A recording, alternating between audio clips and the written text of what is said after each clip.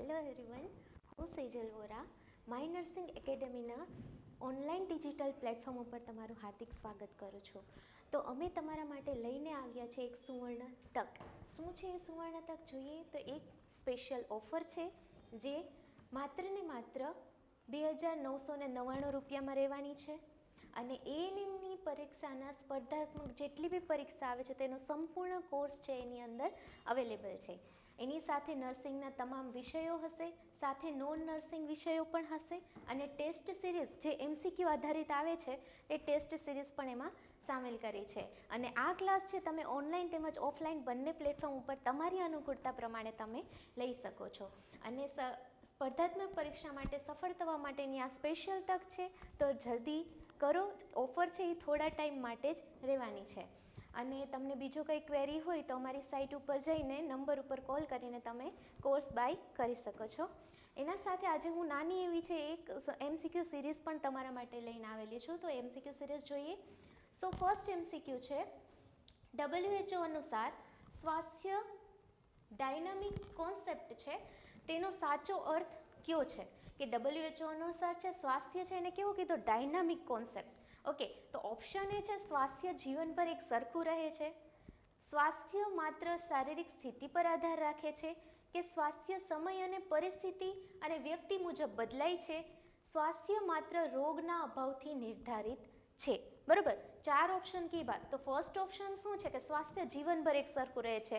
Obviously નથી, સ્વાસ્થ્ય જીવનભર સરખું રહેતું નથી. કે તમે જગ્યા બી ચેન્જ કરો છો, એન્વાયરમેન્ટલ ચેન્જ થાય છે, એન્વાયરમેન્ટલ ફેક્ટર એક આવે છે, તો જેના લીધે પણ તમારા સ્વાસ્થ્ય ઉપર છે એ અસર થતી હોય છે. પછી બીજો છે કે સ્વાસ્થ્ય માત્ર શારીરિક સ્થિતિ ઉપર આધાર રાખે છે. તો એવું પણ નથી, શારીરિક સ્થિતિ ઉપર કંઈ આધાર રાખતું નથી, કેમ કે એમાં માનસિક પણ ઇન્ક્લુડ છે. આગળ આપણે વાત કરીએ એમ એન્વાયરમેન્ટલ પણ ઇન્ક્લુડ છે. ત્રીજો ઓપ્શન છે સ્વાસ્થ્ય સમય, પરિસ્થિતિ અને વ્યક્તિ મુજબ બદલાય છે. અને ચોથો ઓપ્શન છે સ્વાસ્થ્ય માત્ર રોગના અભાવથી નિર્ધારિત થાય છે. તો રોગના અભાવથી નિર્ધારિત થાય છે એને આપણે છે એ કંઈ હેલ્ધી પર્સન કહી શકતા નથી. બરાબર, એટલે સાચો આન્સર શું આવશે કે સ્વાસ્થ્ય સમય, પરિસ્થિતિ અને વ્યક્તિ મુજબ બદલાય છે. સમય, પરિસ્થિતિ અને વ્યક્તિ મુજબ. બરાબર, એ છે WHOની વ્યાખ્યા પ્રમાણે છે. નેક્સ્ટ ક્વેશ્ચન છે, નીચેના પૈકી કયો છે એ પ્રિવેન્ટિવનો પ્રીમોર્ડિયલ લેવલનું ઉદાહરણ છે? પ્રિવેન્શન માટેનું પ્રીમોર્ડિયલ લેવલનું ઉદાહરણ છે. તો એની અંદર ફર્સ્ટ છે એ ઓપ્શન બીપી માટે દવા આપવી, બી ઓપ્શન છે રસીકરણ, સી ઓપ્શન છે હેલ્ધી લાઇફસ્ટાઇલ અંગેની જનજાગૃતિ અને ડી ઓપ્શન છે સ્ક્રીનિંગ ટેસ્ટ. ઓકે, તો એનો સાચો આન્સર શું આવશે? તો કે સી આવશે, હેલ્ધી લાઇફસ્ટાઇલ અંગેની જનજાગૃતિ. જો પ્રિવેન્ટિવ મેઝરની વાત કરી છે આની અંદર, પ્રીમોર્ડિયલ લેવલની વાત કરી છે. તમને ખબર હશે પ્રીમોર્ડિયલ લેવલ, સેકન્ડ આવે પ્રાઇમરી લેવલ અને થર્ડ આવે સેકન્ડરી લેવલ. બરાબર, તો 3 લેવલમાંના પ્રીમોર્ડિયલ લેવલ, તો એમાં પ્રીમોર્ડિયલ લેવલની અંદર છે કોણ ઇન્ક્લુડેડ છે? તો કે હેલ્ધી લાઇફસ્ટાઇલ અંગેની જનજાગૃતિ. તમે જનજાગૃતિ ફેલાવશો તો આગળ ડિઝીઝ કન્ડિશન થવાના ચાન્સીસ કેવા થઈ જશે? ઘટી જશે. બરાબર, નેક્સ્ટ છે IMR ગણતરીમાં ડિનોમિનેટર શું લેવાય છે? IMRની ગણતરીની અંદર ડિનોમિનેટર એટલે શું? નીચેનું પદ છે એ છેલ્લું પદ છે એ ક્યુ લેવાય છે. તો કુલ જન્મ લેવાય છે, કુલ વસ્તી, કે જીવતા જન્મ, 1 વર્ષથી ઓછા બાળકો, અને આ 4 ઓપ્શનમાંથી સાચો જવાબ છે એ સી, જીવતા જન્મ. તો 1 વર્ષથી નીચેના બાળકોમાં મૃત્યુની વાત છે, પણ કેવા મૃત્યુની? તો કે લાઈવ બર્થ. ઓકે, લાઈવ બર્થની વાત થઈ છે ઇન 2000. ઓકે, તો સાચો આન્સર શું આવશે? જીવતા જન્મ. નેક્સ્ટ છે સબ સેન્ટરનું મુખ્ય કાર્ય નીચેનામાંથી ક્યુ નથી? સબ સેન્ટરનું મુખ્ય કાર્ય ક્યુ નથી, જો એવું લખેલું છે. ઓકે, ફર્સ્ટ ઓપ્શન છે family planning and motivation, second option છે નોર્મલ ડિલિવરી, થર્ડ ઓપ્શન છે ઇમ્યુનાઇઝેશન, ફોર્થ ઓપ્શન છે હેલ્થ એજ્યુકેશન. ઓકે, ક્યુ નથી એવું પૂછેલું છે. ઓકે, તો બાકી બધા છે આમાંથી છે, તો ક્યુ આમાંથી છે? તો કે એક તો આ છે, ઇમ્યુનાઇઝેશન પણ છે, હેલ્થ એજ્યુકેશન પણ છે, નોર્મલ ડિલિવરી છે ખરું, પણ વાત જો નોર્મલ ડિલિવરી કોઈ કંડક્ટ નથી કરાવતું. બરાબર, મતલબ કે અહીંયા કોઈ એઝ અ નર્સ છે એ કોઈ એવું નથી, તે શું કરે છે, જસ્ટ એની અંદર છે એ હેલ્પ કરે છે. ઓકે, તો અટેન્ડન્ટ તરીકે સહાય આપી શકે છે. શું વાત કરી કે અટેન્ડન્ટ તરીકે એ સહાય આપી શકે છે. ઓકે, તો સાચો આન્સર શું આવશે આની અંદર? બી. બરોબર. નેક્સ્ટ આપણે આગળ વધીએ નેક્સ્ટ ક્વેશ્ચન તરફ. નીચેનામાંથી કયું કમ્યુનિકેબલ ડિઝીઝનું ઇનડાયરેક્ટ ટ્રાન્સમિશન નથી? ઇનડાયરેક્ટ ટ્રાન્સમિશન નથી એવું વાત કરેલી છે કમ્યુનિકેબલ ડિઝીઝનું. ફર્સ્ટ ઓપ્શન છે વેક્ટર, સેકન્ડ ઓપ્શન છે ડ્રોપલેટ ન્યુક્લિયાઈ, થર્ડ ઓપ્શન છે ફોમાઇટ, ફોર્થ ઓપ્શન છે એરબોર્ન ડસ્ટ. ઓકે, તો આનો સાચો આન્સર આવશે બી. ઓકે, સો ડાયરેક્ટ ટ્રાન્સમિશન છે એમાં વેક્ટર, ફોમાઇટ્સ, ડસ્ટ છે એ કેની અંદર આવે? તો કે ઇનડાયરેક્ટ. ડાયરેક્ટ વીએસ ઇનડાયરેક્ટ છે એનું ક્લાસિકલ આ ટ્રેપ છે એ મૂકી શકે છે. ઓકે, નેક્સ્ટ એના પછીનો ક્વેશ્ચન છે વિટામિન એ પ્રોફાઇલેક્સિસ પ્રોગ્રામમાં પ્રથમ ડોઝ છે એ ક્યારે આપવામાં આવે છે? તો એ પ્રથમ ડોઝ છે એ જન્મ સમયે આપવામાં આવે છે કે 6 મહિને, 9 મહિને કે 1 વર્ષે? તો આ છે ને ટ્રેપ કરીને ક્વેશ્ચન આ ઘણીવાર આવી રીતે પૂછે છે, તેમાં 6 મહિને ને 9 મહિને એવામાં તમે છે એ કન્ફ્યુઝ થઈ જતા હશો. તો સાચો આન્સર છે એની અંદર શું આવશે? 9 મહિને, એટલે કે સી ઓપ્શન. બરોબર. એના પછી નેક્સ્ટ ક્વેશ્ચન છે